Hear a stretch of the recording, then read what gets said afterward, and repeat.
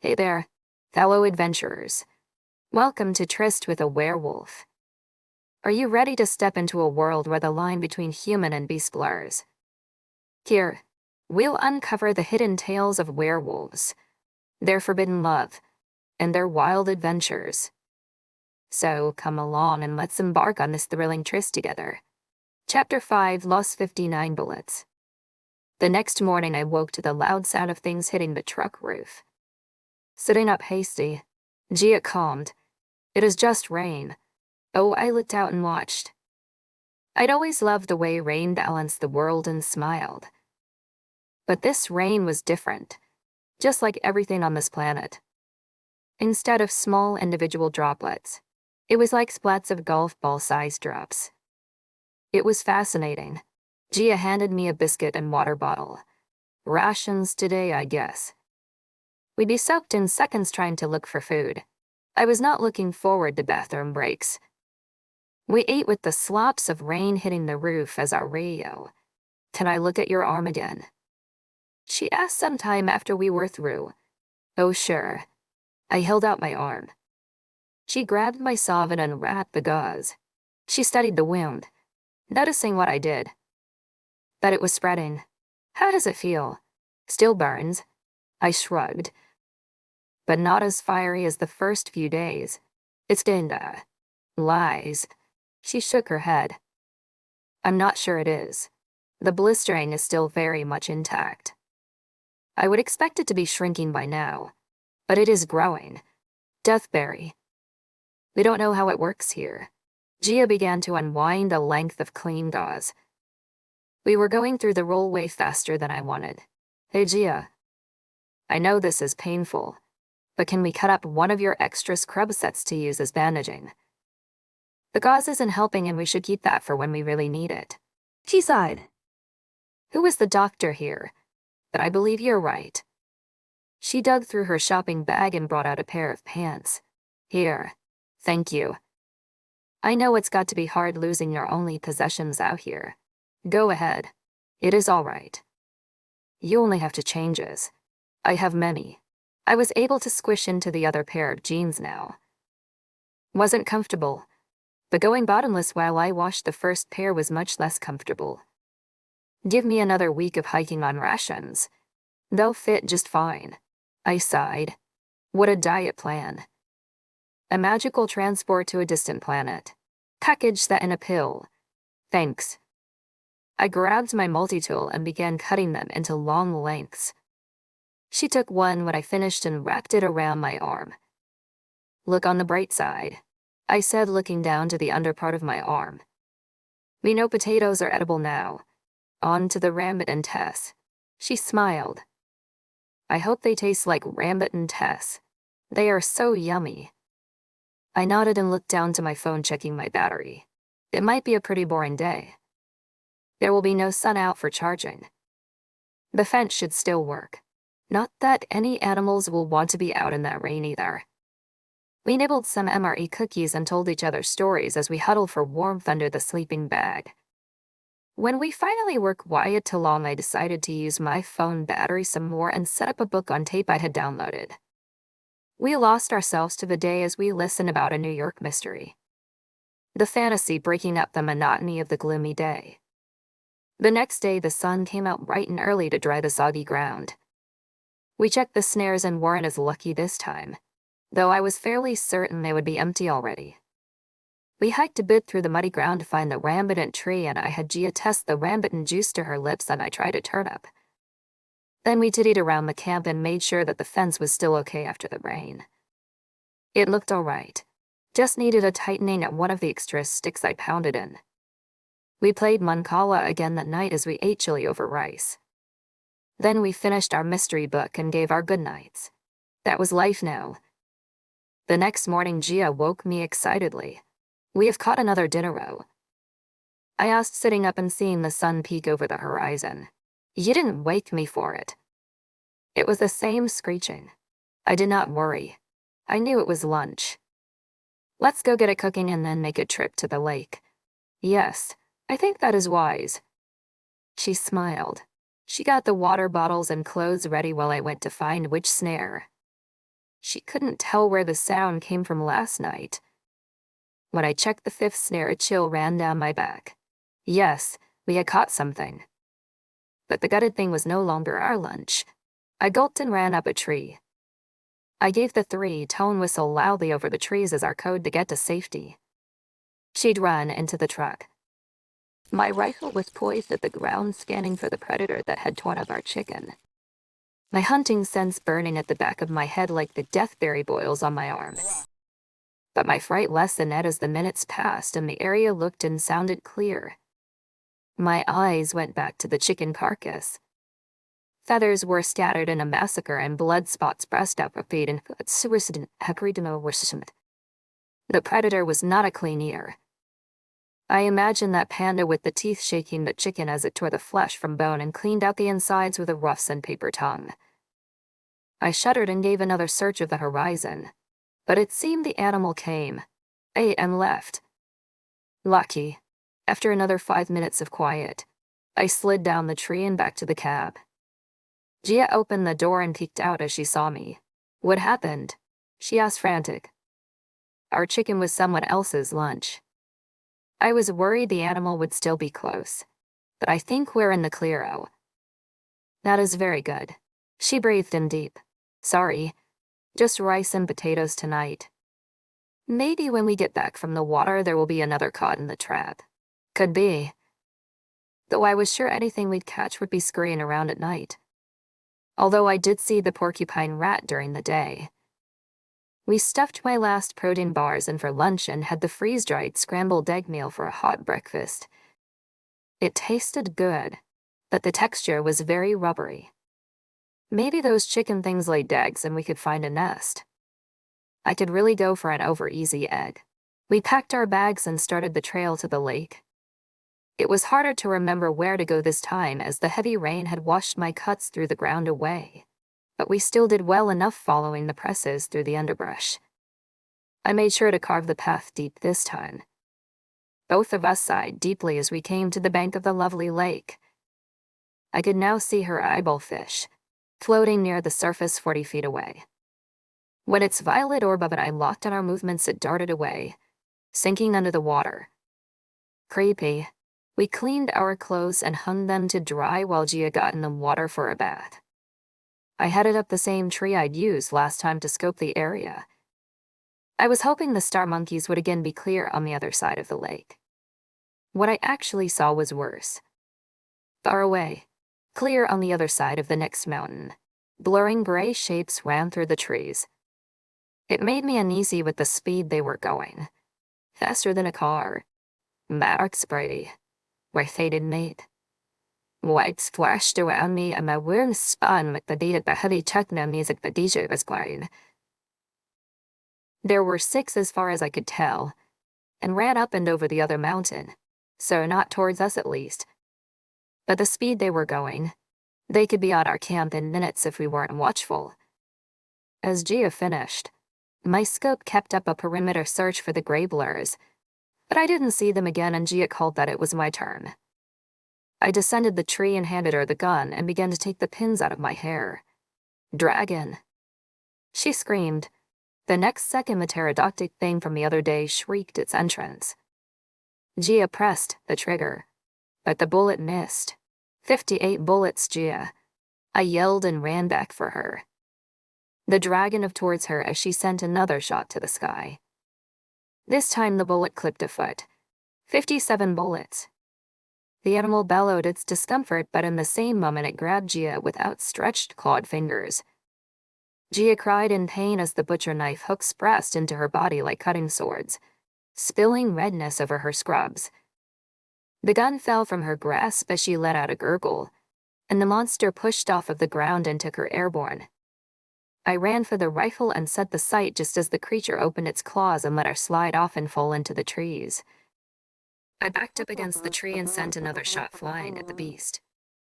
But the creature dodged the bullet that was meant for between the eyes. Another shot. The bullet cut through its wing and the air current around it faltered. It sent shrieks to the sky as its wing tried to keep the side up. It began to retreat in a fast dive over the water, and I let a shot go into its other wing as it flew down over the other mountain and out of my sight. 50 for bullets, I sat a moment with shock running through my system.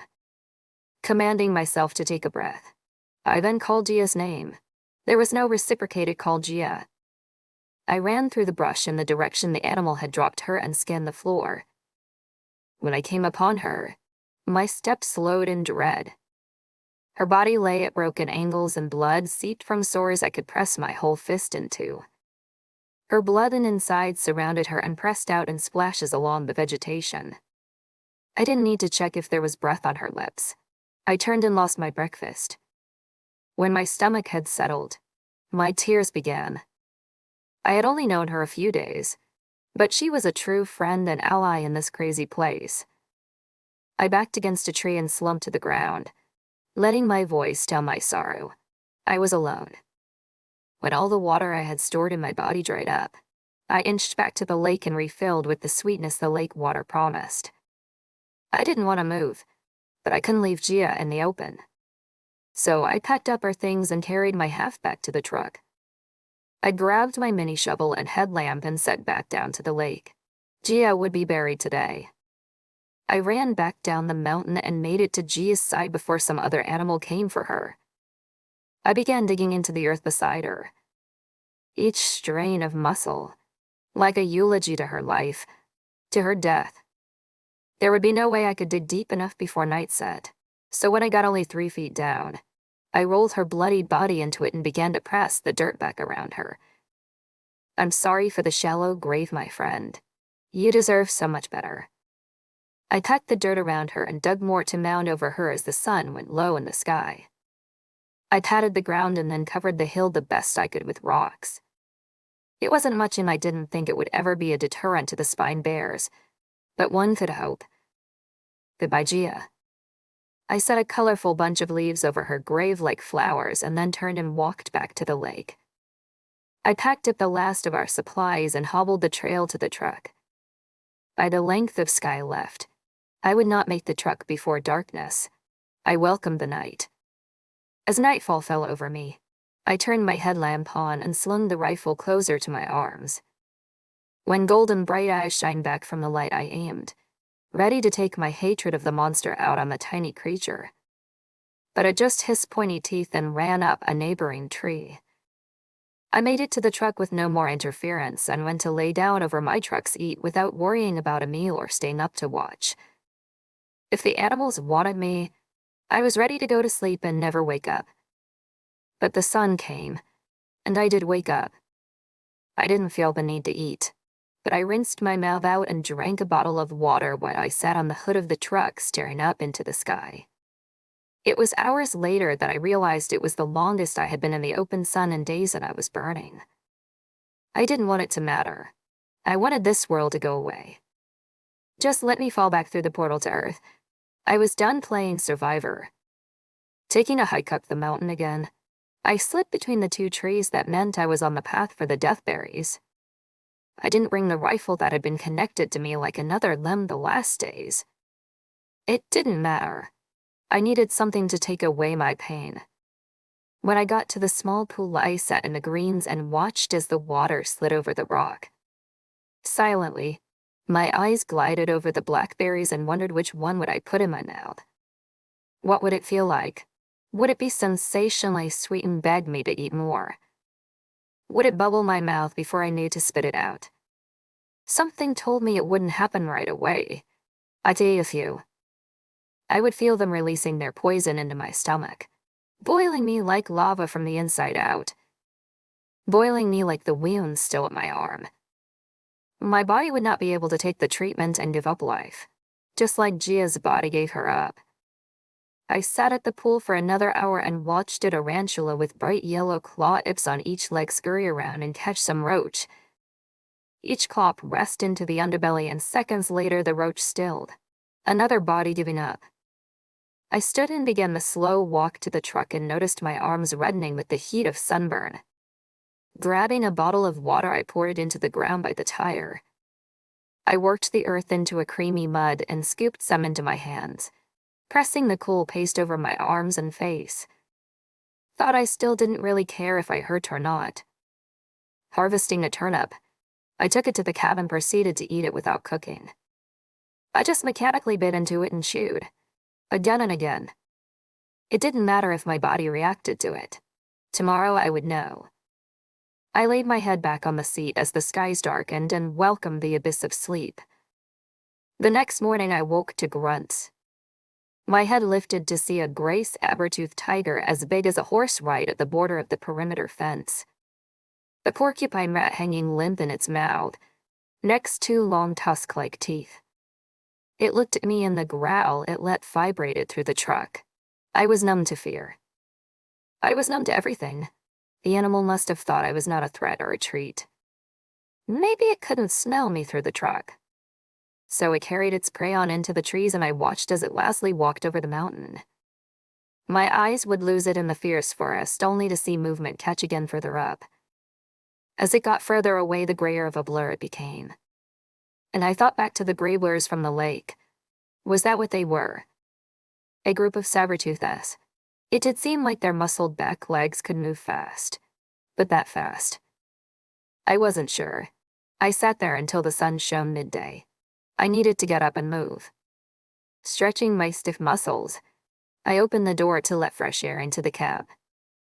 Taking a deep breath, I let the sense of the world move me. With the same quiet, slow movements as yesterday, I got a drink of water and rinsed my mouth. Then I dug another turnip and ate it. Everything was mechanical. Looking up the mountain, I wondered if I should go find a rambutan. Maybe that could be something to look forward to in this darkened world. But I never moved to find the trail to the rainbow trees. I just sat back in the cab and laid back across the seat, staring out at the dash. This was me giving up. The first rule in surviving was wanting to survive. This was not me wanting to survive. My eye caught a glint of light from the floor and I rolled enough to see what it was. When I realized, I reached for it and sat up. Gia's ring.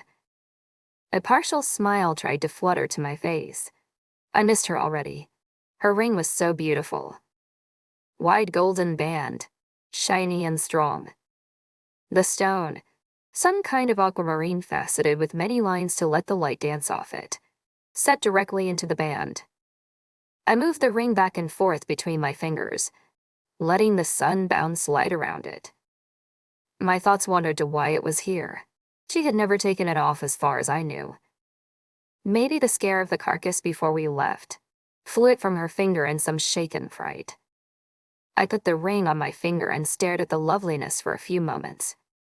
But I knew it wasn't right. It was Gia's, and I had to get it back to her.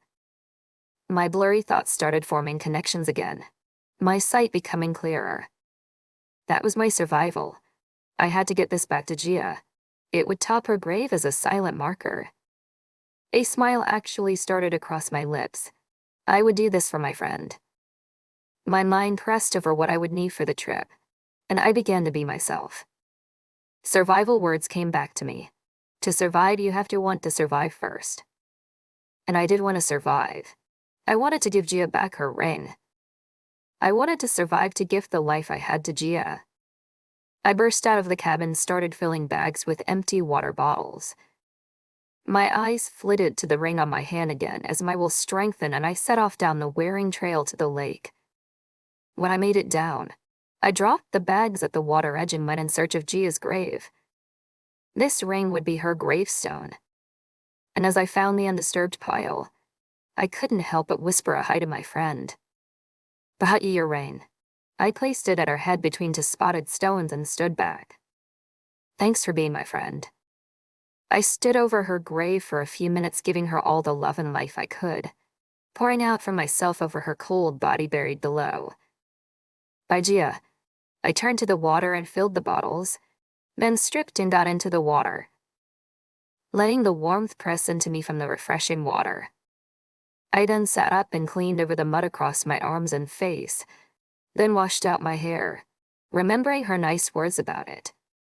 With a sigh, I got out and dried, placing my hair back into a wet, tight bun, then started packing things back in my bags for the journey back to the truck. A hunter's chill alerted me like spider sense before I heard the screech. Dragon. Chapter 6, Brave Young Warrior 50 for Bullets. My bags were immediately dropped and I spun the rifle from my back. Where are you, a hole? I screamed to the sky. My scope darted around to find the pterodactyl creature. It would be no warning shot this time. Momentarily, my hand left the rifle to press against my jeans pocket, checking it still had a bounty of extra bullets. You're dead. Its shriek sounded from somewhere over the trees and I whisted a quick motion to it. Suddenly it was flying overhead, circling something further down the bank. But it put it perfectly in my sight. I aimed at the deadly creature. The crusher is following its flight, and when my shot lined up at its eye, I breathed out and pressed the trigger. 53 bullets, but its flight took him a swerve away and only a head antenna was blown off. With a shriek of pain, the creature twisted in air and instead scanned for me. When yellow dyes found me, I put 2 more bullets in its neck. 51 bullets. It flapped great wings and flattened into a dive straight at me. My own scream of horror filled the area and I ran the paces back to the tree line, disappearing into the forest. The monster then released its dive, wings out wide to stop the airflow.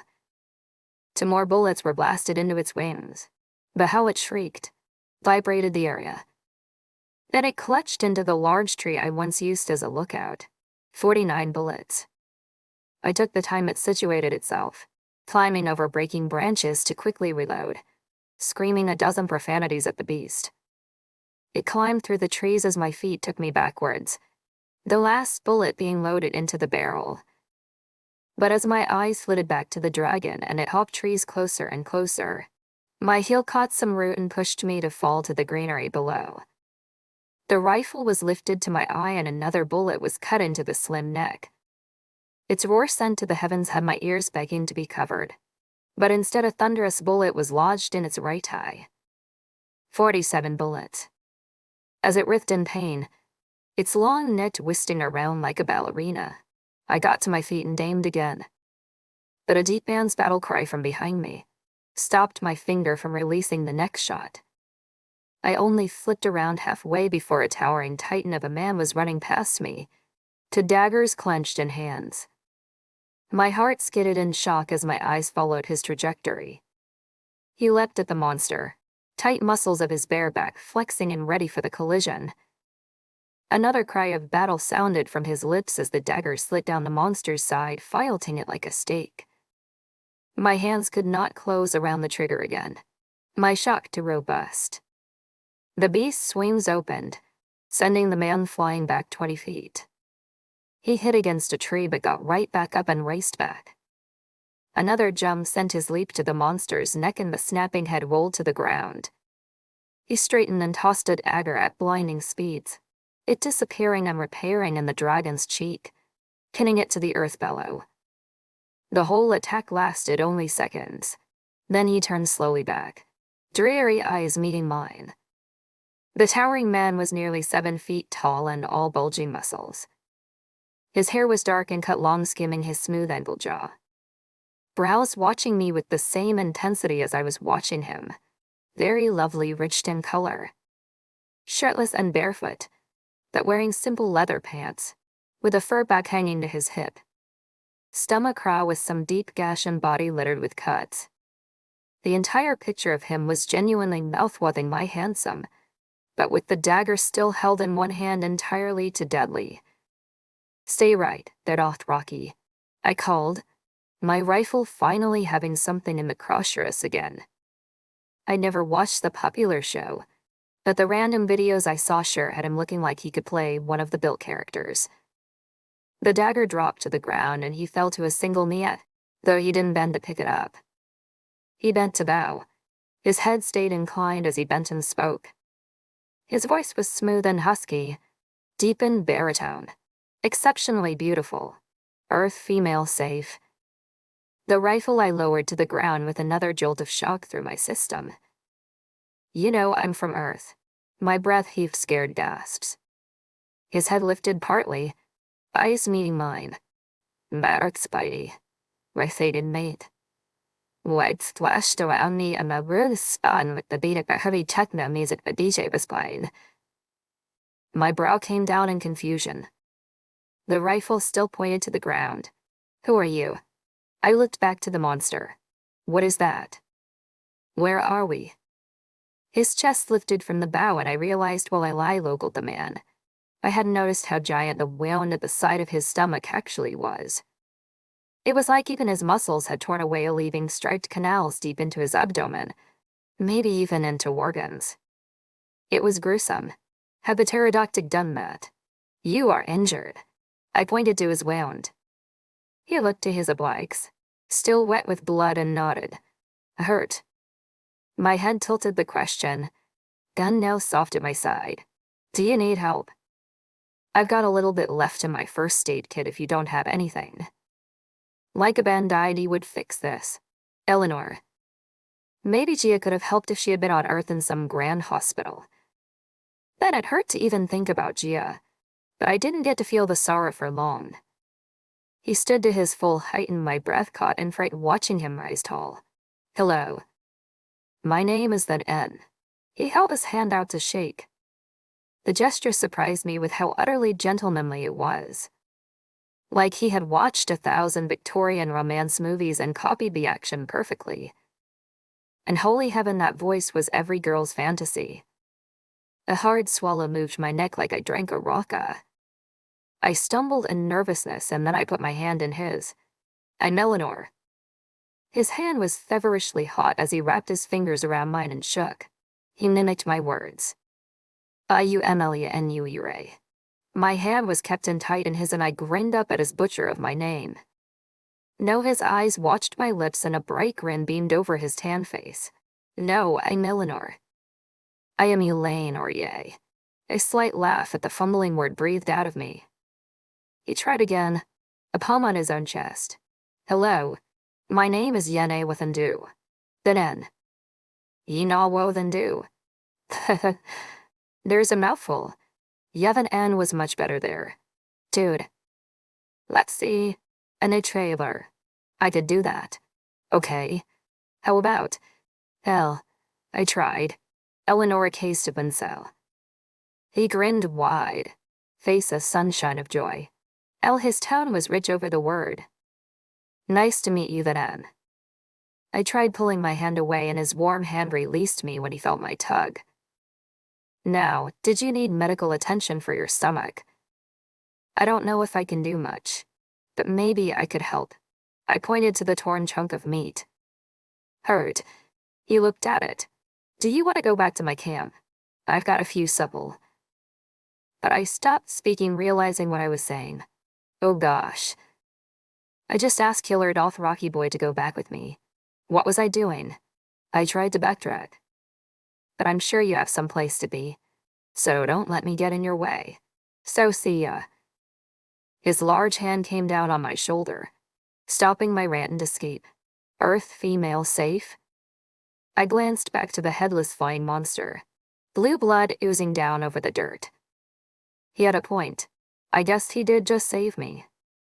Right. Yeah, I guess I do owe you one. But try anything and I'm pepper spraying your ass. I warned. When he didn't respond, I just sighed and motioned the way. Come on.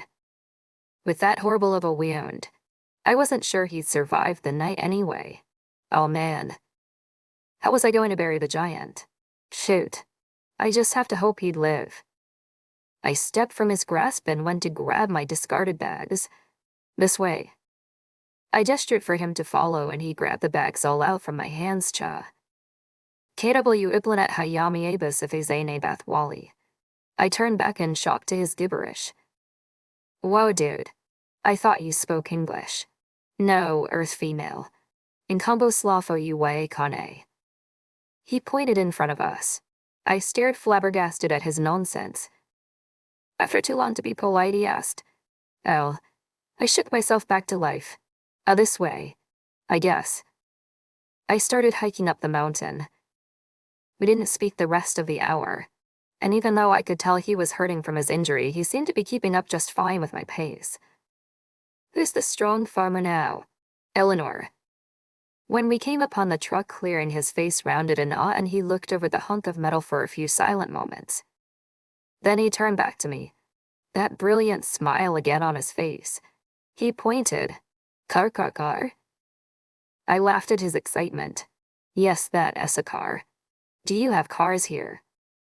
He stepped toward the truck, eyes childlike as he looked it over. Oh, wait. I tried to call, but it was too late. He hit the perimeter fence like a tripped wire and yelled at the jolt as he tumbled down, taking two guide poles out with him. He shouted something in his language, scrambling away, and I ran to his side and grabbed a pole, pulling the wire away from him. He stared up at me wide-eyed, from crumpled down on his backside, bags scattered around him. I giggled at his expression. Sorry, this is my electric fence. It's supposed to keep predators out. I shoved the two poles back in the ground as he just gaped. See this hurt? No animals will come through. I tapped the wire and flinched back as the shock rang through my body. Hurt? He asked, and then eyes went on the wire, studying the small length. His hand came from under it and let the wire rest on his palm. He pulled back, eyes wide at the shock. Hurt? I tried to clear a snicker away. No animals. I let my hand pan to my animal crawling over the ground, up to the wire, pretend to get shocked and run away. See, just be careful. It goes all the way around camp. I pointed to show the line of wire all the way around. His face then turned into a wide, appreciative smile, like I pleased him. Kugcna zil Wayne Zane as Ondeli, and Giam Thanalo Wesife Zane. I gave myself a mental pat on the back and then stood up. Should we get some wrappings for your stomach? He still stared at me, and I pointed to his oblique strine for the word I knew he understood. Hurt? Yes, he stood, leading bags scattered over the ground. I stepped over the wire and hopped up into the truck bed, grabbing the first aid kit, some of Gia's cut rags, and a bottle of water. Sit here. I pointed to the open tailgate and signed sit like he was my toddler niece I watch on the weekends. Oh, sign language. I wondered if I could teach him some. He knew some English words, but the language barrier was already getting in the way. I only knew a 3-year-old's vocabulary of signs after watching baby sign videos with her, but I was guessing with how he spoke my name, gestures would be much easier for both of us. I said and signed sit again and then sat on the tailgate like I wanted him to. When he stirred and muffin-tied, I patted the side next to me. I'll sit. Now then sit. He didn't mimic my words, but he did take delicate steps and sat next to me, the truck dipping considerably under his muscled weight. I jumped off the gate and grabbed for some rags and my water. I washed over his arms and shoulders, all the many smaller slices into his skin, avoiding his stomach gash. But I knew I had to woman up and help him, so I took a breath and began to clean the massive wound out, dumping the water over him and holding a rag to catch it so it wouldn't go into his belt pouch thing. His face showed no grimace, just a still stoicness as he watched my work. I grabbed the end of the gauze and stretched it out in front of us, ready to cut a piece, but suddenly his stone expression lifted and his head darted around between us, his nose pulling in some scent again and again. O's of a zanu fak wiasivu wyambali yempisi. Check up high. His hands clutched over my wrist and pulled my forearm to him in a jagged movement. He was inhaling frantically. When his nose hovered just over the wrap at my arm, he bellowed no. Yubahai. H-A-I-M call me, and yanked the fabric down over the boils. Oh frick, that hurts. Jerk. You could have just untied it, I yelled back. But his eyes widened at the sight of the disgusting bubbled flesh and he growled like some primal animal and threw my hand away from him. My lips moved to yell annoyance, but he grabbed my face with rough fingers at my cheeks. He pressed my mouth open and swiftly shifted my face side to side, checking inside my mouth. I zia hilo yokai ufa. Now eat. Oh, I spoke muffled with his hold on my jaw. Die th es. I waited to eat. Convinced about what he was looking for, He released my jaw and stood from the truck. He stomped into the forest shouting some rant in his own language. Where are you going? Is it that bad? It's not that gross. Don't you want me to put a cover on your wound? I hollered at the forest. His rant continued, so I could tell he was wandering in zigzags, sometimes many yards away. He then yelled back, "I'll hurt. Then and no safer female. No safe. That's Spidey. My faded mate. White splashed around me and my wind spun with the beat of the heavy techno music the DJ was playing. No safe. What did he mean, no safe? Mark Spidey. My faded mate. White splashed around me and my wind spun with the beat of the heavy techno music the DJ was playing. The thought actually made me sputter a giggle. Was he annoyed that he didn't keep me from getting burned? Like you could have stopped it a week ago then. We just met. Get back here and I'll try to fix your stomach. But he didn't. His words, sometimes even like an intent to cuss, came around the woods for another 10 minutes. Every so often I would give my apologies and ask him to come back. But nothing worked. He was still somehow angry with himself for me not being safe. I had to admit, his intergalactic tantrum was kind of cute. Somewhere far off he made a note holler of a happy exclamation, and then he was back at the camp, stepping over the perimeter fence, with a large leaf in each hand. I had seen them before, one of my first days here. A wide cup, like a leaf filled with a white, creamy liquid. Hurt. He commanded, showing me the leaves. His head bobbed at my arm. Hurt. Hurt. Oh, my burn. I held it up to show the boils. He poured the white substance over the burns and my face contorted in pleasure like I just orgasmed. Mark Spidey, my faded mate. Lights flashed around me and my wounds spun with the beat of the heavy techno music the DJ was playing. The relief was exquisite. The white sap ran like honey over my burn and took the pain with it. My arm had been battling the fire for a week now, and the respite was instantaneous. Mark Spidey, my faded mate. White splashed around me and my wounds spun with the beat of the heavy techno music the DJ was playing. Please. Oh heavens. Thank you, I cried, not even sure what I was asking. Tears dotted my eyes as the burn evaporated. I held out my hand, showing the tiny blisters on my fingers. They hadn't been hurting as badly, but there was still plenty of discomfort.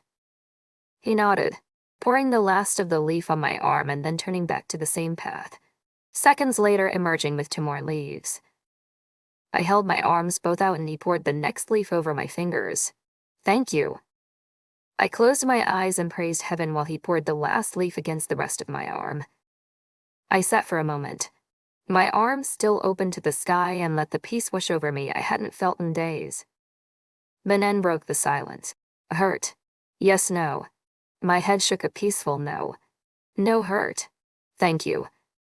He nodded a bobbed head and walked for a different trail of the forest. His footsteps meaningful, but silent in the undergrowth. Disappearing for a few moments, he reappeared chewing something and hands full of green leaves. He put the leaves beside me and spit a mouthful of chewed green mash into his handy WW. He then squished the masticated mess into my arm. What are you doing? I moved to stop him, but he caught my wrist and looked me eye to eye. I'll no hurt.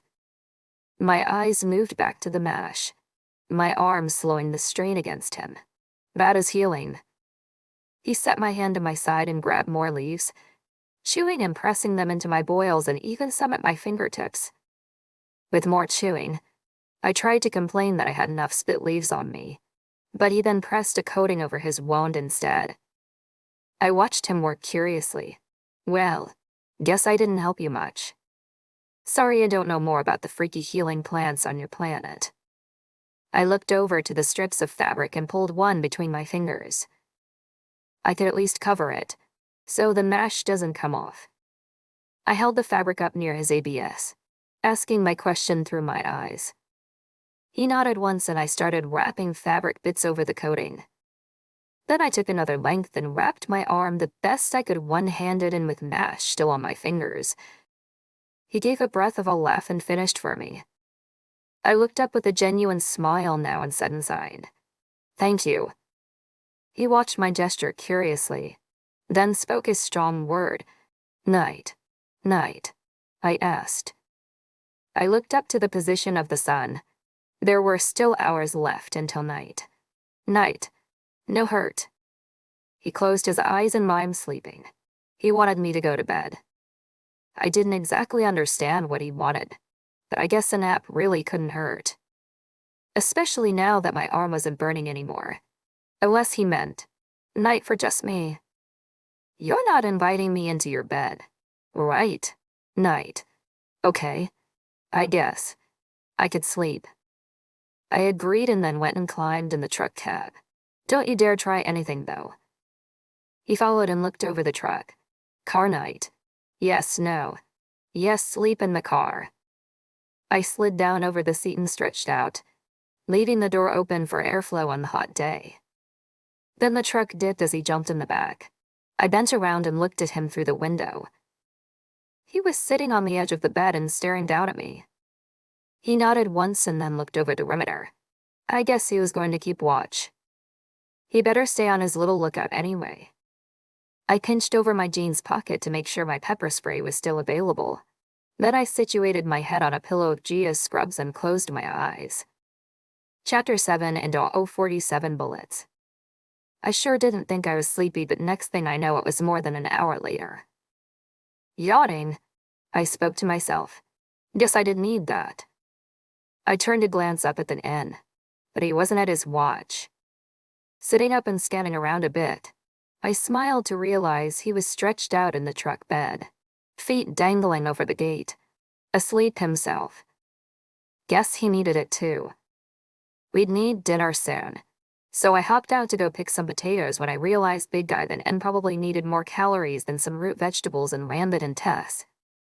I did have 2 packets of freeze-dried meals left, but those were small helpings even for me and Gia. I wandered through the forest to my snares and had no luck, but I did know where there was a big wad of meat. The dragon. Would it even be edible? It had that weird blue blood. And what about time? I looked up to the sun. I'd be cutting it close on light hours if I headed back there right now. But coming upon that end still sleeping from in my truck made me think it was worth it. Maybe a big roast would be a good thank you for saving me from the beast and for washing the burn from my arm. I looked down to the bandage and realized it was not hurting at all now. I pressed on the material and grimaced. The wound was still tender at least. But it wasn't burning, and after living with a scorching arm for a week, tender was awesome. That am my man. I love you. Deciding to go for it, I grabbed supplies and started down to the lake. Looking over the sparkling water, I knew my timing was getting better, and I should be able to make it back to camp before the sun even hit the horizon level. Taking out my hunting knife, I cleaned the skin from the dragon's meaty back thigh and cut a significant roast away. Placing it in my collapsible bucket, I then walked to the lake edge and cleaned the blood from my hands and tools. The blue disappeared into the water like the eye above the waves. I still wasn't sure if the dragon was even edible. Maybe the blue blood indicated some toxin or something. Looking over my hands, I expected to see the red sunburn like the deathberry water gave, but saw no such marks. I'd at least take the meat back to camp and then N could tell me if we could cook it. I started for the path, but realized with the language barrier, would I be able to tell him this was dragon meat? But then I had an idea. Digging my phone out, I climbed over to the creature and took a picture. I could show them the picture and sign eating and see if it's okay that we eat it. So, with my picture and thoughts decided, I headed back to camp. But then N was still sound asleep in the back. He was breathing, so the injury hadn't killed him. Yet at least. Figuring I better just let him sleep, I sat my phone out to charge and waited. I had drawn the monster as best as I could from memory in my notepad when the sky was darkening. The bucket of fresh meat would probably be a homing beacon to us, so I figured I'd need to cook it with or without the Thann's permission. So I started a small fire and cooked the roast in a pot of boiling water. I set the pot into my thermal unit and let it keep hot until the Thann woke up. But the skies darkened and the fire burned to coals and still he hadn't woke. Figuring he wouldn't wake until morning, I ate a potato and went to close myself into the cab. I pulled the sleeping bag over me and realized that being out in the open, the Thann was going to need it more. The enclosed truck cab could keep me warm. Quietly, I backed out of the car and spread the sleeping bag over him instead. He didn't move a muscle in recognition of the warm gift, so he was still out cold. The headlamp showed his softened, sleeping face, and I smiled looking him over. He certainly was one handsome alien. I didn't know what I expected. Little green men or octopuses or something maybe. Definitely not some hot-muscled dude. On Earth, I never would have looked at someone so built, but I had really enjoyed the scenery with him. "Good night. Thanks for helping me out today," I whispered and hopped back in the cab. I was prepared for cold, but dang, even covered with geas to small scrubs, it was cold. Not completely unbearable, but it was crispy. I'm glad I gave them in the sleeping bag now. If I was this cold in the enclosed cab, he was probably freezing out in the open. It was a long night, but I did end up getting some sleep. When I woke up with the hazy morning, I twisted to see the Thann, but shocked awake when he was gone. The sleeping bag was tossed to the side.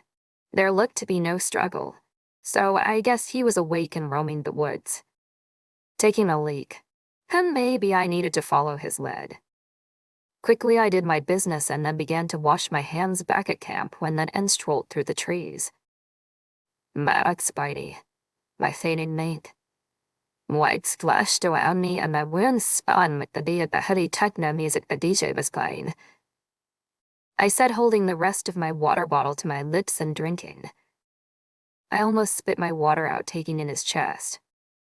The hundreds of cuts he had dashed in his skin that I had cleaned, just yesterday, were completely healed over, revealing fresh, perfect skin. "Holy Dothraki, how did you heal so quick?" He ignored my question and held his hand out. 6 silver dollar-sized speckled eggs sat in his overly large hands. "Eat," I grinned up at him. "You brought back breakfast. How adorable." He put 3 in my hands, but I put 2 back in his. "Then eat. Then bigger. No, eat." And he placed them back in my hand. "Thank you." He grabbed one of the daggers from his belt and cut the top of the shell off, pouring the contents into his mouth. All 3 eggs were probably just one gulp for his tall frame. I held out my 3 and he looked at me and commanded, "No, eat. Maybe I should cook them." I put the eggs down on the tailgate, not sure if I could just drink eggs right from the shell. "I'll eat," he commanded. I tried distraction. "Are you still hungry?" "I made dinner last night and we never could get to it." I grabbed my thermal pot and opened the top. The food wasn't boiling hot anymore, but thank you manufacturers, it was actually still warm. Probably not food-safe warm after all this time, but I'm not complaining. Pulling tongs from my kitchen tools container, I lifted the roast. "Eat," I asked. He looked at it and then back to me. "Meat. Oh, you know meat. Yes, this is meat." I let the roast fall back into the broth, then grabbed for my phone. "You'll have to tell me if we can eat it. It's the dragon from yesterday." I unlocked my phone and held up the picture with the pterodactyl Thann. Cell phone. Cell phone. Then Thann lit up and stole the electronic from me. "Mark Spidey, my fated mate." White splashed around me and my wounds spun with the beat of the heavy techno music the DJ was playing. "Be careful with that Dothraki." He started flipping the phone over again and then finally got a good look of the dragon pic. "Indizeo." He started shaking the phone, like something would drop out. He looked to me again and then pointed at the screen. "Indizeo." "Is that what the dragon is called?" "Indenzehyo." I signed butterfly like it was a flapping bird in the sky. Yeah, like that thing was some sweet dancing creature. But I didn't know the sign for monster and the bird sign was pinching at your lips like a beak. That wouldn't be helpful. Indy's Ayo. He grinned at my connection. I laughed. It's just a picture. Here. Look. I took the phone from him and turned on the camera, putting us in focus of a selfie. Then I opened the pic and showed him. Elden N. Picture. NHL Obonio but hockey at Hyla Ntio Kazi. He stared in a wide horror at die, but gradually softened, looking back and forth again and again from me to the picture. El cell phone. Yes, that is L. He was quiet a minute until the screen went dark in his hands. I turned it back on for him. He looked to me, confusion coloring his tan face. Then in cell phone. Yes, no. Yes, that's a picture of you. That's a picture of that N. I pointed to him and then picture him. Yamailo. His words spoke to himself like he couldn't believe it. Good-looking guy. Right. I laughed. Very good-looking guy. Then I took the cell phone back and flipped back to the dragon picture. Oh, the Indesio. Was that what it was called? I giggled to myself, calling it a butterfly again. I zoomed in on its chopped up leg and sign, putting in my mouth. Eat yes or no eat? He questioned, looking back to the dragon. Then he nodded to me. Indizeo. Yes, eat. He stood and grabbed his dagger. Oh, wait. I called and opened the cooker back up. This is Ndezahyo. I pointed to the leg pick and then the roast. Then signed butterfly again. Ndezahyo. Eat. A smile brightened his face, white shiny teeth glowing. His word began loving. Us apikailasilo. Amo was a phasena lekiseo. But his language stopped roughly and his air changed to fear. His glance darted to the perimeter. Did he hear something? My eyes followed a hand reaching for the rifle at my back, but then his hands were holding my biceps a little too hard. A heated glance bent to mine. No, Almeet. No safe. Earth female safe. No what? I asked, confused at the sudden turn. No meat. Marek Spidey. My fated mate. White splashed around me and my world spun with the beat of the heavy techno music the DJ was playing. Female. Safe. Ilkar. Then meat. He stared me down. You're mad I went to get meat. No meat. Ilkar. I put my hands up and surrendered the best I could with a pot lid in one fist and fingers wrapped around my biceps. Okay. No, I'll meet. Sorry. He released me and stood tall, again checking the surroundings. I chuckled, but I'm not always staying in the truck like some prisoner or something. When he was satisfied no pandas were going to jump out and eat us, I pointed to the roast. Okay, now that we have that cleared up. Ndezahyo. Eat yes. Yes, eat. Good. Then I cut a big portion for him and a small one for me. I giggled as he chewed it like rubber between his teeth. Guess he wasn't used to eating dragon.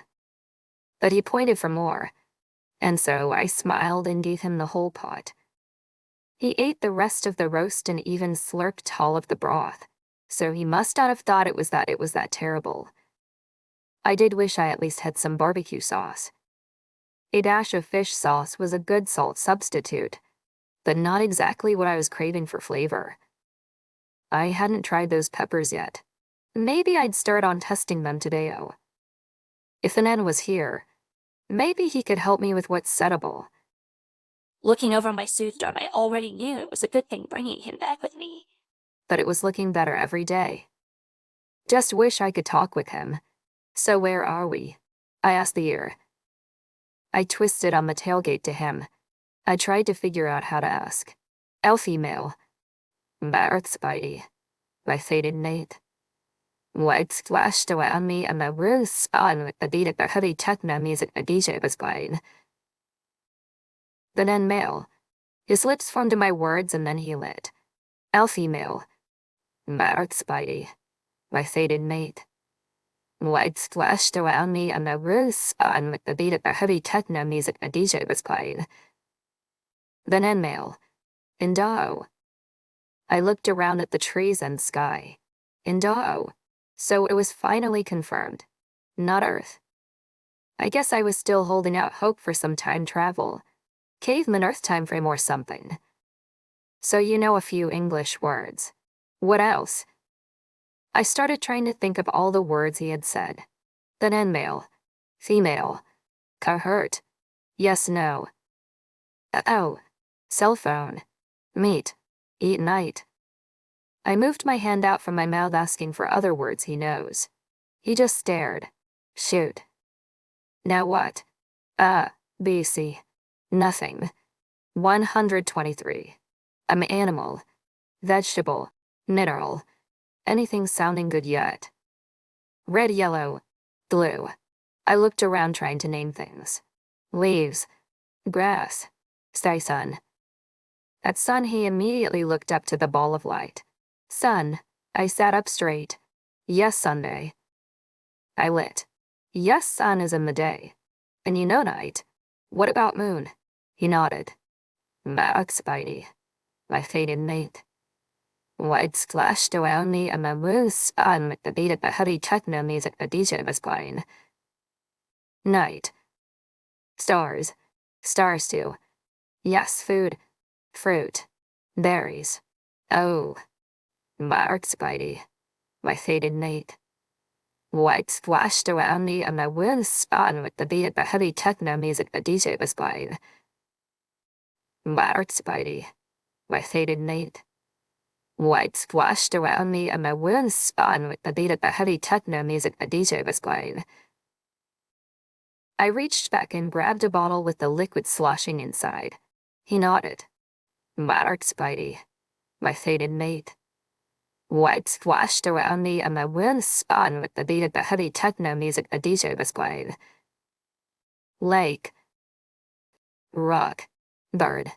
Tree. Tree. He pointed around the space. Tree. Tree. Tree. Then he seemed like something was clicking. He pointed down. Plant. Dirt. I clapped in happiness. Plant. Dirt. Yes, more. Cell phone. Car microwave. Fridge. Computer. Max Spidey. My fated mate. Lights flashed around me and my wheels spun with the beat of the heavy techno music the DJ was playing. You know a lot of electronics. Are there electronics on your planet? Washing machine. Oven. A hairdryer. He looked coblet-eyed and then started to gruffly sing. Head. Shoulders. Knees. Toes. Knees. Toes. Knees. Toes. I started to laugh and sang the last few measures with him. Head. Shoulders. Knees and toes. Eyes. Ears. Mouth and nose. He grinned pleased. I smiled back for a moment. How do you know all this? Where did you learn all these words? He then started swearing up a string of swear words so racy a blush reddened up from my chest and flooded my cheek. He grinned and smoothed a single finger over my blushing cheek. The soft feel swirled heat around my center. Trying to laugh it off, I glanced up. So you learn it English from some naughty sailor then. Cell phone. Car fridge. Max Brady. My fated mate. Lights flashed around me and my wounds spun with the beat of the heavy techno music the DJ was playing. Eyes. Ears. Max Spidey. My fated mate. Lights flashed around me and my wounds spun with the beat of the heavy techno music the DJ was playing. Nose. Earth female Molly. Ouye Fondaze. Max Spidey. My fated mate. Lights flashed around me and my wounds spun with the beat of the heavy techno music the DJ was playing. I startled. Go back is out there, boy. Earth female Molly. Earth female Molly. There's another Earth person here. Where? Oh my gosh. Let's go. I hopped off the tailgate and pantomimed D. Go Earth female Molly. No, no. What do you mean now? Yes. I grabbed his hand and started tugging, pointing the path to the lake like that's where she was. Earth female Molly. Do. Female Al. No. I leaned back, wounded. Why not? Oh no. Is she gone? Molly's dead. Like Gia. Earth female safe. El hurt. Didn't hurt. His other large hand held over his side wound. I dropped the hand I held and looked over my wrapped arm. We need to heal. Day. Night. Day Earth female Molly. My smile lit again. Does that mean in a few days we can go? Day Molly. Yes or no? Yes. I practically bounced on my toes singing to the sky. Earth female Molly. Earth female Molly. Then I gave a startlingly loud version of head, shoulders, knees, and toes while he boomed a laugh. Yes. He patted my shoulder. Sorry. I'm just happy. I signed happy with an upwards flick at my heart. Another Earth person. Earth female Molly. Max Spidey. My fated mate. Lights flashed around me and my wounds spun with the beat of the heavy techno music a DJ was playing. Molly Maith. I echoed cheerfully. I wondered about her last name. Maith didn't ring any bells about country of origin, but she must be American if she talked then and English. Earth female Molly. Max Spidey. My fated mate. Lights flashed around me and my wounds spun with the beat of the heavy techno music the DJ was playing. Earth female Lisette. K.O. Nawaza Elwayne Baphe by Phekta. There's a Lisette too. Oh my gosh. I wanted to go now. No hurt. I tapped my arm. Go Molly. Go Lisette. I pointed the path. No. He pushed my hand away. Hurt. He panned softly over our injuries. Earth female Molly. Day. I conceded and flopped back down on the truck. Okay. You win. Cool. He stood holding out a dagger in an innocent fighting stance. Then Enmeet. Elcar. You serious? I could help. I asked annoyed and then put a thumbed fist on my flat hand to sign. Then it hurt too. He started walking away. A step over the fence and pointing to it. Hurt. Safe. Elcar. He disappeared into the trees. Big steps already taking him away, and I yelled to him. I noticed step over my own fence. Dothraki. Chapter 8, Werewolf's 47 Bullets. I had no idea how long that N would be out. I assumed that Enmeet meant he was hunting. Well, if we're playing caveman, guess I'm the gatherer. So I grabbed my bucket and started wandering the forest. I knew potatoes and rambutan tests were edible now, so I picked up a bunch of those and then made my way around the woods and found other things. I put the mander oranges and elderberries back in even though I knew they irritated my skin because they could be all right cooked or made some other way. I wouldn't eat anything until then N could look them over. After my bucket was overflowing with random plants and seeds, I headed back to camp taking a round through my snares. And I caught something. My eyes rounded when I realized I'd caught a skunk. Straight up. An earth skunk. No spines, no horns, but there was no skunk smell. I would have noticed that way before I walked that path. Even if he didn't spray, I surely would have scented him by now. Maybe on this planet he didn't have the predators that Earth did. I bent and pulled him from the trap, examining him close. Then I did see some traces of the different planet. 2 long fangs like a viper and a scaled underbelly. Creepy, but also dinner. Taking him and the bucket back to camp, I dropped the veggies off and grabbed my slaughtering gear, then headed back out to the woods to process him. I buried the innards, but was careful with the fur. I realized just how much I missed YouTube, and my mind immediately went to learn how to tan hides before I remembered this was a Martian skunk. I had never in leatherhide before, but then I was clothed in leather. Maybe he knew how to do it. I brought the skin and carcass back to camp and prepared him on a simple spit. Any meat I'd had the last few days has been boiled, so a change up to roasted sounded delicious.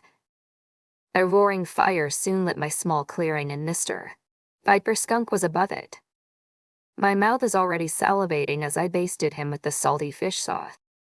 The sun showed it was about midday with still no sign of the Thann, but my mind was racing about this Molly. What would she be like? Smart and patient enough to teach the Thann words. Maybe she was a teacher. I was overly excited to be able to meet another human on this strange planet. We'd leave in a few days. My head started making lists. I'd need to bring this and that. We could salvage that from the truck, etc. But then I realized I have a bucket, purse, and for wide shopping bags. There was no way I could bring everything. Then Thann surely could carry one of the bins, but how would I decide what else came with? I needed a wagon. My mind sped through how to make it. I had wheels on the truck. I had 6 nails and an axe. How to make a bowl seat with 6 nails. If I axed wood into planks, then could I stretch those 6 nails to work? And then those tires were so big. Not like the little farm wagon tires. Would they be too bulky? I was almost sure of it. Oh, my mind flipped a new idea out. A wheelbarrow. Could that work? Just 1 tire, and the spare on my truck was smaller. I just need 1 and then long thin logs for the handles. Maybe I could weave some kind of bowl for it with vines instead of wood planks. My mind sped through the possibilities and figured that was what I needed. I had to dig in my glove box for my truck manual, because I'd forgotten how to get off the spare, but it was off until log handles were cut down by the back. I was slashing smaller branches off the main logs with my handsaw when he came crashing into the clearing like a man. He hopped the fence with a leap that landed him clear at the fire with a rage. Before I could even open my mouth, he had dumped 3 water bottles over the fire and was kicking dirt over it, the spit falling to pieces under his feet. My saw was hovering over the next notch, just staring with confusion at the chaos when I finally got my bearings enough, seeing the roasted skunk rolling in the dirt. Hey, that was going to be dinner. He then twisted to me, a different kind of fire lighting his eyes, and I was lifted into his arms, a hand over my mouth. The saw dropping to the ground in shock. What the heck doth Rocky? I started fighting his hold, and he tightened so I could barely breathe, let alone move. His head was darting back and forth while I looked at my catch, now covered in grime. Jerk. Was he really the only one who could catch game? I did perfectly fine at my processing, and I didn't see him with any food when he came crashing back. Jealous Martian boy. But then I remembered his odd tantrum when he thought I ate those berries. Was Viper skunk bad too? It was certainly a possibility with how long those fangs were. Maybe it shot poison out instead of a bad smell. Freak. That was a scary image. And what if the poison was all through the meat too? That would make me freak out if I saw someone trying to drink a shot of rattlesnake venom. My mouth was still covered while I hovered above the ground in his arms. Under his hold I tried to say, Sreeri, IYDDNTK bad. He growled threateningly and stepped us to the truck cabin, practically tossed me in. What is wrong with you? My face now came down in frustration more than fear no. He snapped at me with an angrily quiet voice and then quickly followed in the truck, taking up lots of the room. In a speedy movement I was on his lap, cradled in his arms and his full hand back again at my mouth. I started thrashing again in his arms, until he tightened me like a vice against his chest, a strong leg flipping over mine to stop any movement. After a few moments I stopped my flailing, realizing it was pointless, and accepted I was at his mercy. His grip lessened minutely, but the hand across my mouth still held all sound in. In the minute of silence that followed, my own hunter sense started picking up. It was strange, a low tone on the wind, almost silent to my ears, but the way the ends had perked to the left he knew what it was. His deep voice was a tiny breath of sound directed into my ear with a hot breath. No mouth. Safe. His fingers pressed deeper momentarily over my lips, then used his chin to gesture up a path to the lake. Chill. My heart stopped in realization. This was not about the skunk. It was about something else. A tone. Some other hunter in the woods that could kill me. The anxious scanning of the forest. The smothering of the fire. The hand across my mouth. I nodded the best I could under his hold and leaned my head back against his shoulder, my hair bun bumping between us. I grasped if this was something that scared the Thann, 7-foot-tall Dothraki dragon fighting machine, then I should be terrified. The thought petrified me, and trembles of fear started rolling through me. My hands burned with the itch to hold the rifle that had been my safety for the last week and a half. I tried to take deep, calming breaths, pulling in oxygen to my fearful lungs. The Thann must have sensed my silence because the hand came off my mouth and wrapped softly around my shoulders instead.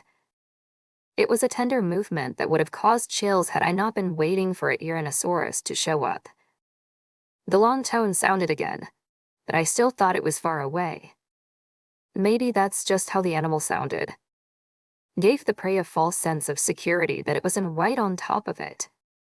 I closed my eyes, acknowledging that I was about to become lunch. I didn't need to see the monster that would eat me. I'll just go to sleep and wake up in heaven. As the hour passed with no T-Rex showing up, my trembling ceased, and I began to get drowsy, pressed against the Thann's incredibly warm person. I didn't think I could actually fall asleep, though. The threat of being chewed into oblivion still a possibility. Oh yes. I opened my eyes and angled my head. Earth female safe. He opened his arms and I stretched, scooting off his lap. I looked around, trying to see anything that might be between the trees. What was that? The sound. I signed butterfly. And easy ho. His eyes shone the confusion in my word, but he followed my hands in interest. I pointed to the lake and made my own low note sound, then signed again. Indensieho. Indizio. He sat straighter. Oh yeah, that's the word. Indizio. I pointed and made the sound again. Now his shoulders squared, and jaw clenched. What was it? Mark Spidey.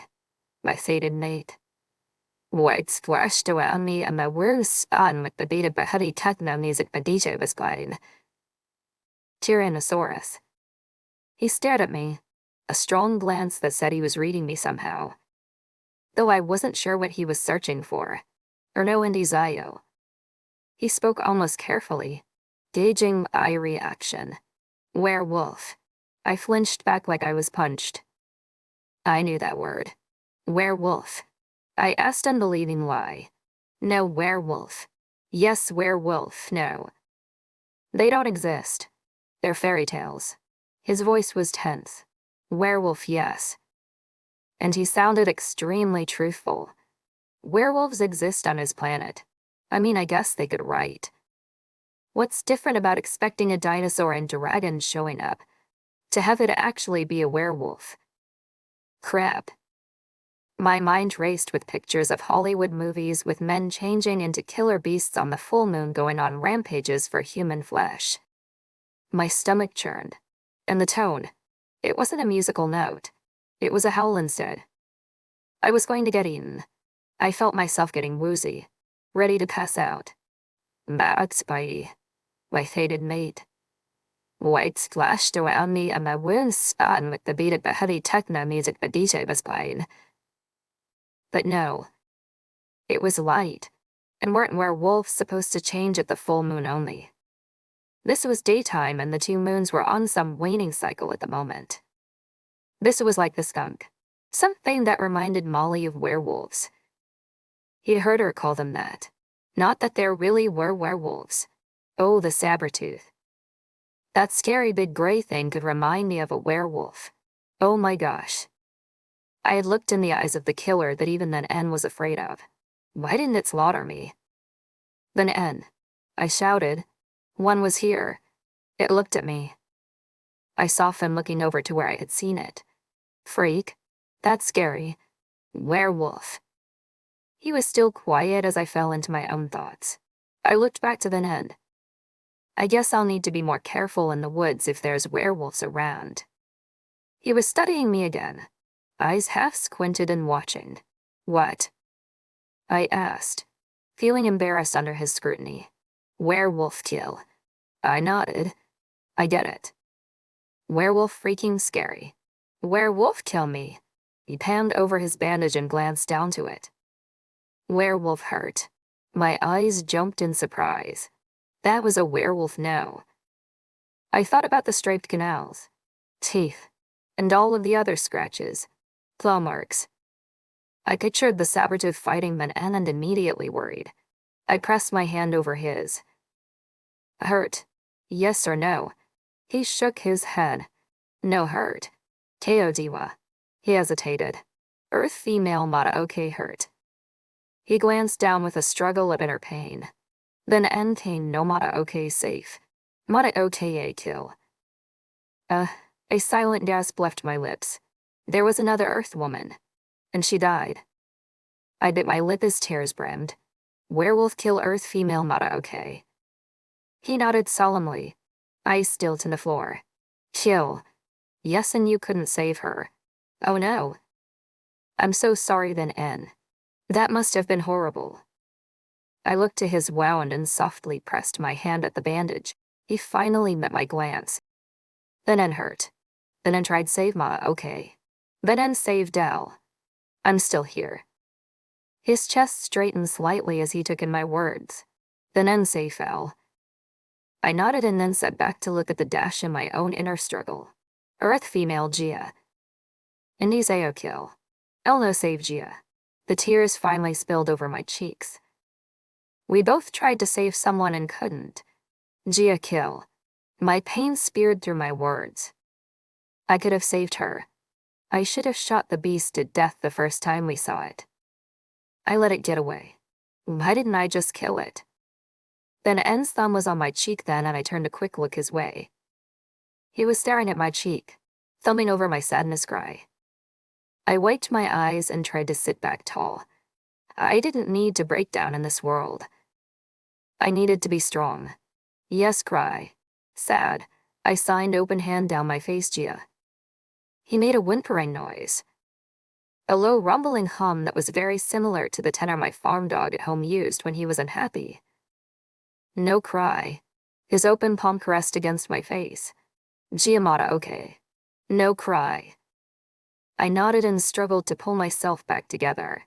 Yeah, they wouldn't want us sad. I inhaled deeply and laid my head back against the seat top. His whimpering slowed, but he continued to stroke my face. I let my eyes close and concentrated on the motion, until calm finally filled me. Want to see a picture of Gia? I asked softly and then got out of the cab, grabbing my phone from the charger. He'd about jumped down after me when I came back and slid in next to him. I flipped through and found the video I wanted. A funny shot of the both of us while we were waiting for the rain to pass, sitting in this very spot. We must have had cabin fever bad, but then I snorted to myself. Cabin fever. We were in a tub. Right. Moving on, Eleanor. We were laughing and reminiscing about Big Macs and French fries. I left me at the memory. Then I held the phone out. Elgia. I pointed to the other woman in the video. He watched in fascination, a smile lifting his lips. Then he grabbed the phone from my fingers. Don't try to shake us out of there again. I chuckled. He looked back and forth from me to the device. LL. Gia kill. Making a sad face, I nodded. Gia kill. Max my fated mate. Lights flashed around me and my room spun with the beat of the honey techno music the DJ was playing. Elgia movie. Yes, no. You know about movies. He was trying to make some point through his eyes. He held out the laughing video. Movie. Yes, no. Yes. Okay. It's a movie. I grinned and tried to press my tears away. He smiled wide. Max my fated mate. Lights flashed around me and my world spun with the beat of the honey techno music the DJ was playing. Wanna see my other movies then? I grabbed the phone back and started looking through for videos. He watched in amazement as I scrolled to the top. Pictures flying by. Eyes, eyes, eyes. Maddox Spidey, my fated mate. Lights flashed around me and my world spun with the beat of the heavy techno music the DJ was playing. Maddox Spidey, my fated mate. Lights flashed around me and my world spun with the beat of the heavy techno music the DJ was playing. I grinned. Did you see eyes as I flipped through? I didn't realize he was just wanting me to slow down so he could see them. Okay. What do we have first? Oh, chickens. I giggled and turned on the video. It was when I just brought home a batch of new baby chicks to add to my flock. I sang bird with pinching fingers at my lip like a beak. Bird. Bird. I mimicked their sweet calls. Tweet, tweet. Bird. Then went back to watching cell phone me pick them up and play with them. I showed him some stills as the chicks grew up. Then there was a video of my niece singing in her adorable little toddler voice, which he was fascinated with. A bunch of silly ones of me with friends at a YouTube convention. A rainbow. And then my dog and cat. Chen. Chen. He cried out, pointing at the golden lab. Shen. I asked confused. He smiled giddy. Chen. Oscar. Lisette. Oscar. Lisette. That's a dog. Do you know the word dog? I paused as I considered. Oh wait. Lisette Oscar. Did Lisette have a dog? He kept pointing. Lisette. Oscar. Cool. I exclaimed to the cab. Maybe I could charge her phone when we get there and me and her could chat puppies. And then I sighed. I miss my dog. Actually, I missed all my animals. I pointed out the pic. Dog, Scout. Cat, Bella. After a few more silly pics of my cat and dog, there were a couple meme screenshots. A park. And then one of the family when my nephew was just born. We were all gathered around Mom. Dad, my bro and his wife. Their 2 girls. And me holding my new nephew. The Nen looked shocked. Eyes raised to me. Baby. Whoa. I startled at his new word. Then laughed. Yes, that as a baby. El baby. He spoke softly and then placed a delicate hand over my stomach. Oh, hold up there, Dothraki. Nope. No, El baby. I swatted his hand away. I don't have any kids. This is my brother's. I zoomed in on his face. Bro there. Do you know the word brother? He looked at the pic and scowled. Earth male. Maddox Spidey. My fated mate. Lights flashed around me and my world spun with the beat of the heavy techno music the DJ was playing. Maddox Spidey. My fated mate. Lights flashed around me and my world spun with the beat of the heavy techno music the DJ was playing. Maddox Spidey. My fated mate. Lights flashed around me and my world spun with the beat of the heavy techno music the DJ was playing. No, mate. My face reddened brightly. I did not have relations with my brother. Not an Ono. Don't be crazy. He actually growled. Oh, good grief. I said to myself and scrolled a few pictures to find my brother's family photo with just them and the new baby. I zoomed in on my bro and his wife until their faces filled the screen. They mated. Maddox Spidey. My fated mate. Lights flashed around me and my world spun with the beat of the heavy techno music the DJ was playing. Why was I having to tell him about my brother's sexual encounter suck? Then I zoomed out to the whole family. Baby. I gazed up to him. No L mated. No L baby. He eased. It's my family. Family. Do you know family? Tembly. He echoed. I placed the phone on my lap and signed family with my fingers in an OK sign making a circle. Oh, family. I flipped back to the photo with my entire family and zoomed in on my parents. Not quite sure how to get him to understand. family, parents, these two. Mad at Spidey, my fated mate.